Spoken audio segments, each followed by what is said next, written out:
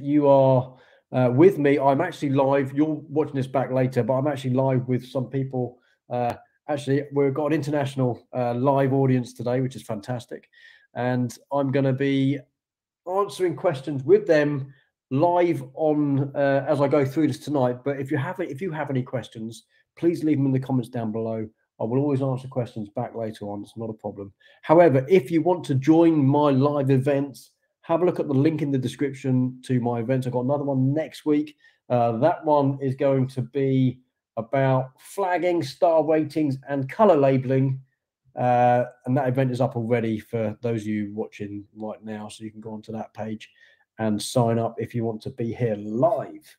So let's get cracking. I'm going to start sharing my screen. This week we're talking about mastering Lightroom because I think over the last what do we say, in the last year or two, Lightroom has updated unbelievably well, and it's hopefully this is going to share properly.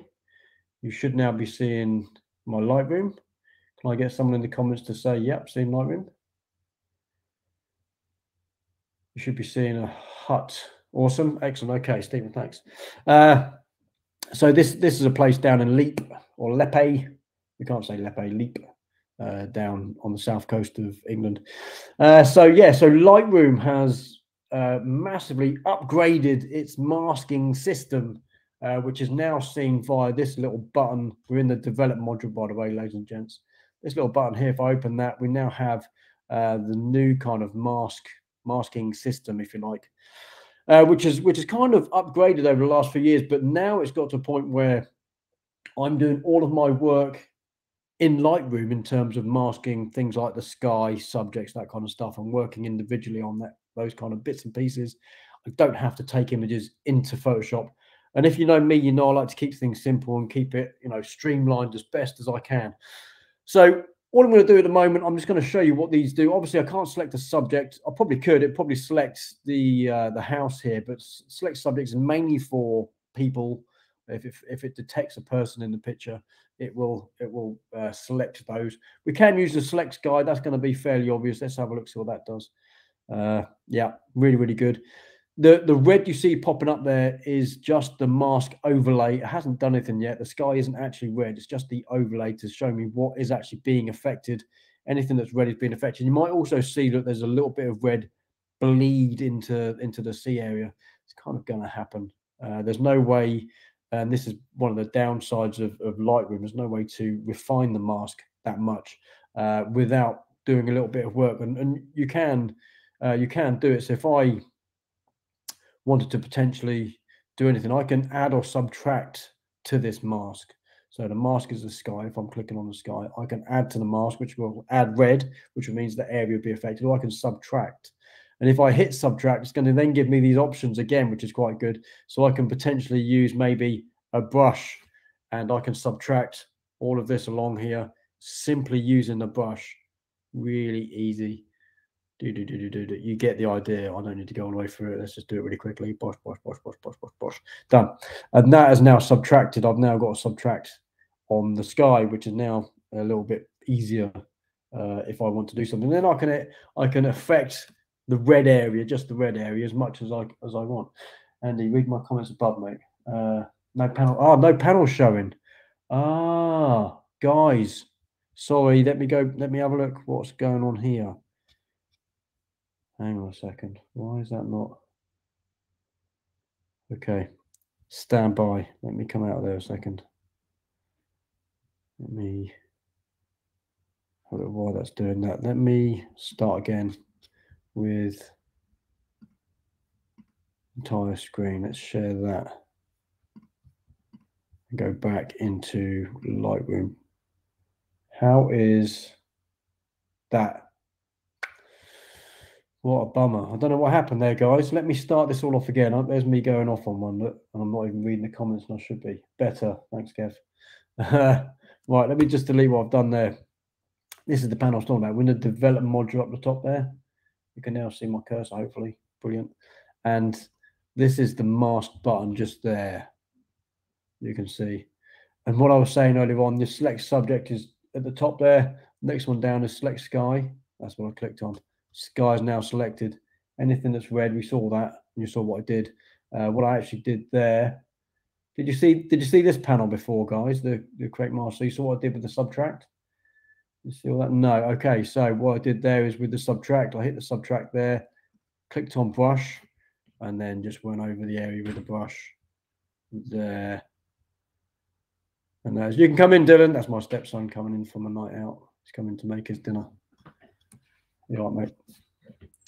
So I've just used all of that. By the way, incidentally, guys, even though I'm in the subtract, if I hit the optional Alt key, that will turn to a plus. So I can then, if I wanted to actually plus any areas, obviously the size that's big, I can use my bracket keys to make that smaller or bigger.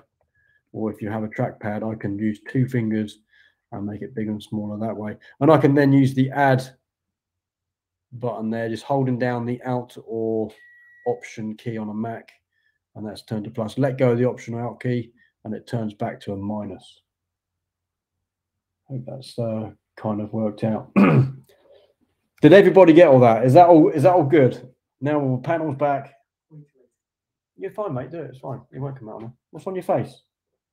One of them put links. Okay, that was not okay. Cool. Okay. Yep. Cool. You saw that. Good. We're back to where I was intending to be 5 minutes ago. Let me just put this back on. So now all I need to do is use the panel beneath here to actually affect the sky. So let's go with exposure, bring the exposure down, and that affects the entire sky. Look at that. Or up, whichever is your fancy. So then we go back into the panel and we can create another mask. Let's look at, we've just used the brush. Let's look at a linear gradient. So let's get rid of the first mask, which was the sky mask. We don't need that. Let's go linear gradient mask, and we can do what we all do with skies, which is a little bit nicer because you have that gradient effect from where it's completely what would be red. The mask is 100% down to 0%. So there's a gradient. It's like having a graduated filter on your lens, if you like. And in this case, it works quite well because the horizon is pretty flat, if you like.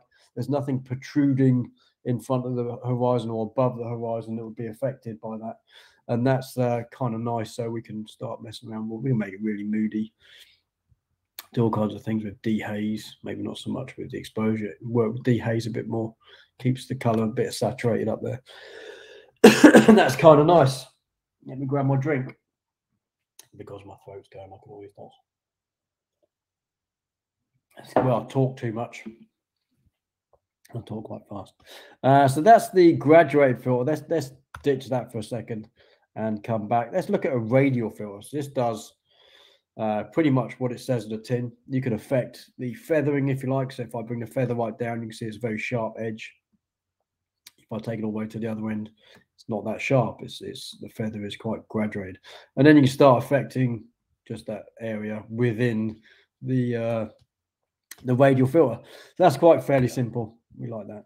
And then we have color range and luminance range. We're going to look at a little bit later on, because I think they can be used quite effectively, and people don't really know they're there or really understand what they're for. But I'll show you that a little bit later on.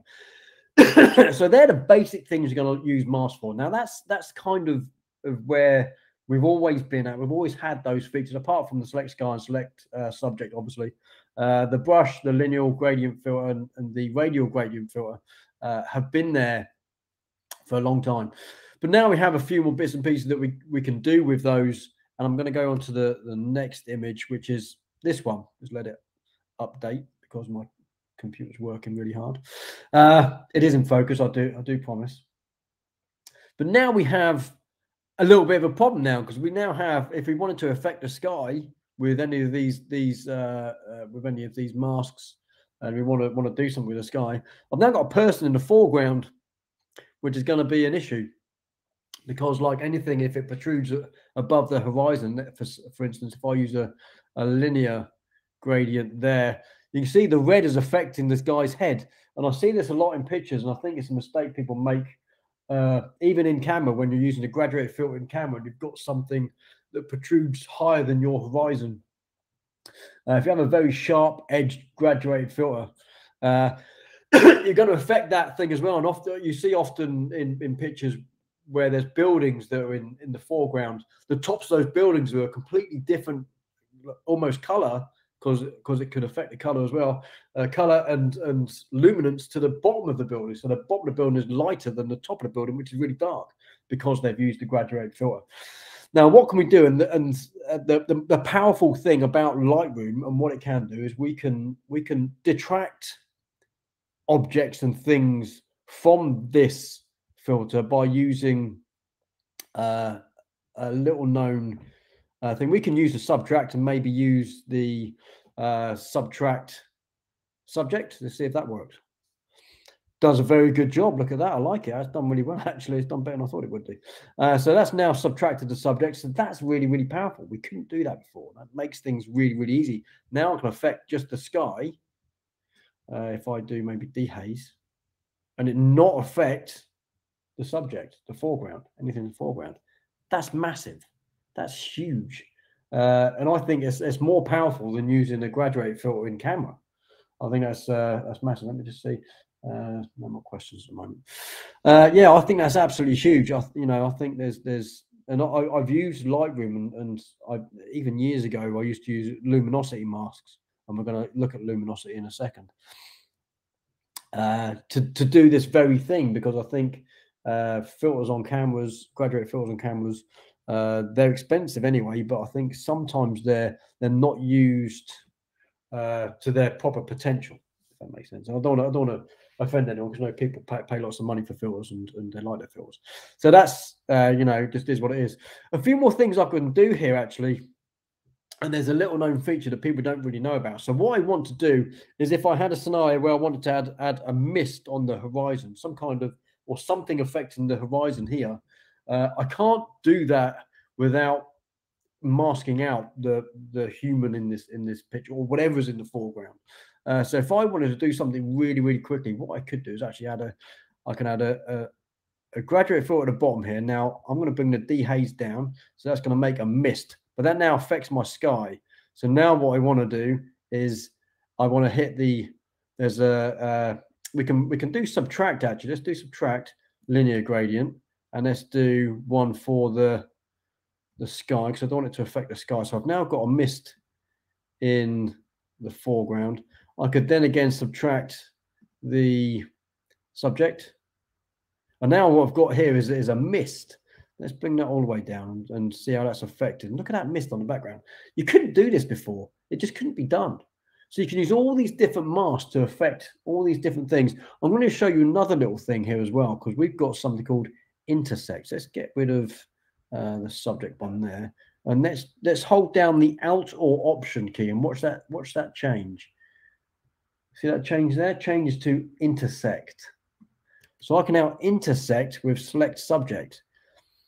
Or anything else I want to do. So I can take a brush and intersect with a brush. What this will do is give me the option to only use a certain area. So it's like adding a mask to a mask in Photoshop. So I can do select subject with this if I wanted to. Now it's just affecting the subject. But what I can do is right click, and then it's pretty much done it, and then take off the invert. It's pretty much done what it would do if I was doing subtract. I know that. But intersect is so powerful. It just means that I can do all this stuff and not need to go into Photoshop. I'm just reading my notes. Yeah. So now we can do all kinds of things. It just literally affects just the background there. So I've now got a mist in the back. It looks like an early morning. You change the color and hue and all that kind of tint and stuff. Make it look like a misty sort of morning. And I've just used dehaze there in the opposite way you'd normally use it. I've just added haze rather than subtracted haze, if that makes sense. So that is huge, people, huge. Intersect is a massive thing. Let's go to the next image. No question. Okay, so now what I've got here, I've got an image that I think is in the greeny areas of the moss down the foreground end, and maybe a little bit up there, and just a touch in the bit in between the waterfalls there. it looks a bit oversaturated to me, and I probably should have gone back and sorted this out some other time. But in Photoshop, that's actually quite difficult to do because you'd have to mask out this whole area. If you want to do it quickly, obviously there's longer ways you can do it a bit more better. You can use channels, all that kind of stuff to select all this. But an easy way in Lightroom now is to use color range. So if it's now giving me a picker. Can you see the picker there? You should be able to see it on camera there. If I pick one of these areas that's really bright, just there, you now see it turns all red. Don't forget, red is just the mask. It hasn't turned red. It's just a mask telling me what areas are going to be affected. Now, what I can do is bring down the saturation in that, and that comes down, not too much. It's maybe a bit bright, so let's bring the highlights down a little bit. And now that looks a bit better, but what it's done is actually affected all the areas I don't want it to affect. So if I hit Optional Alt, change that to Intersect, and then choose a brush, I can now just choose the area that I want it to work on. Intersect, massive. So now it's just working on there. There's a little bit in there I think is too much, and that bit up there. And that's it. Awesome. Intersect. Again, guys, all you got to do is hit Optional Alt and the Add and Subtract turn to Intersect. Oh, talk too much. Okay, and that's non-alcoholic, by the way. Yeah, fantastic. So that's using color range in the mask as well, using the color range mask. It is pretty good, and it's only going to affect the kind of color that you've picked. It's not going to affect all the others. So even though I might have painted over this bit here, it's not affected that because that's not in the range. Like I said, it's like adding a mask to a mask rather than affecting the whole image. Really, really powerful. Let's go on to the next image. Okay, Durdle Door, look at this. Okay, what I want to do here is fake a better sunrise almost. Let's have a look what we can do. Let's go for a radial gradient filter all the way through there. I'm going to bring up the exposure ever so slightly, make it really, really yellow, and let's bring down the haze because that's going to just do a bit. But the problem I've got here now is it's affected the rock in the foreground. This is where luminance mask comes in. So if I click on that and go to Intersect and Luminance Range, if I click somewhere around the area near where I want the sun to kind of be there, it's only going to affect that luminance range. So anything that is that light, it's affecting the skies. But of course, it's like a mask on a mask. It won't affect the sky because I'm still going to be a radial mask. It's only affecting the areas in this first mask. That's huge. And now I can play around with the luminance range here, so I can actually affect maybe a little bit more. This is more like a what would you like a feather. This is feathering that luminance range. So see now that will affect the rocks a bit more, which is actually quite nice. It brings that sunshine through a little bit. I want to add a bit more yellow to this the whole thing. If it'll move a little bit more yellow. And that kind of is it. So we've gone through all of the different things. Apart, there's only one we can't do, and that's depth range, because that doesn't seem to work on any of my images for some reason. So I don't know how that's going to work. But we've now used all of these things. The only one we haven't really used much is the select subject, but select sky pretty much says what it does in the tin. But remember, guys and girls, have a play around with the Option or Alt key on if you're on the PC, it's Alt, but it's Option if you're on Mac. Change that to Intersect and have a play around. It'll give you those options again, and trust me, it's going to make your workflow a hell of a lot easier. This does with mine when I do a lot of composite and stuff like that, and I want to use masks to affect a certain area, like you've seen on some of the bits and pieces today. It's a game changer. Honestly, has anybody got any questions? That is, I mean, we've spent 20 minutes. Done. That is kind of it. If anyone's got any questions or anything you want me to go back over, because I wanted to keep this really simple. This is a really simple trick with masks. You don't need to take your workflow into Photoshop anymore. This is a massive thing, really. As far as I'm concerned, is using masks in Lightroom have made things hell of a lot easier. Let's go there. So, anyone got any questions? Anyone want me to go over anything? Anyone want me to explain anything a little bit better? Is everybody happy? Because I wanted to keep this one really short, sharp, and to the point. And I just hope people go away and look at, especially the intersect. Intersect is massive. It's huge. Huge, huge, huge. And it's a hidden button that no one really knows about. The powerful one will be very useful. Yeah, Kev, massively powerful. Marge, you're happy. That's good. Awesome. Awesome. Steve, I think read somewhere. Depth range only work Apple image format. Yeah, okay, that makes kind of sense. That makes sense, mate. Yeah. The amount of information in an Apple image format is huge. I'll have to play around with it at some point. Yeah, I hope this has been informative, guys and girls. Quick, short, sharp, to the point, using masks in Lightroom to ease up your workflow and make things a little bit easier. We've got there. I played with a few of these and now I understand these a little bit better. Good, Rihanna, thanks. Awesome. Use that hidden feature, intersect. I'm going to say that another time, intersect, just because I like saying it. Yeah. Good. Okay, ladies and gents, it's been an absolute pleasure. Hope to see some of you next week. Next week is going to be a little bit longer, I'd imagine, because the course next week is about flagging, star ratings, and color labeling. This makes my workflow, especially with larger photo shoots, a hell of a lot easier. So we're talking about picking images, star rating images to the ones that maybe ones you want to work on now, maybe ones you want to work on later, and color labeling. When I talk about color labeling, this is section off certain parts of a photo shoot from other parts of a photo shoot. So that's going to be pretty awesome. I do a lot of that kind of stuff. Very powerful. Yeah. Cheers, Steve. So yeah, hopefully see some of you guys and girls next week. I don't know if I can leave a link anywhere, but let's have a canvas. Can I put a link in there for people to use? Hey, look at that. There's a link. So there's a link to next week's little mini course in Lightroom. And it's another thing that people don't really use very often. I use it all the time. Certainly the picking side of things. The first thing I do after photo shoot is do my cull. So I get rid of images, or at least keep the images that I want to keep. So they're flagged in a way that I know where they are. And when I come to do, funnily enough, when I come to do a Lightroom catalog delete, anything that's not picked gets deleted, and that's quite powerful too. I won't be showing you that next week, but it's just something for maybe a future video. But certainly having things picked is a good thing.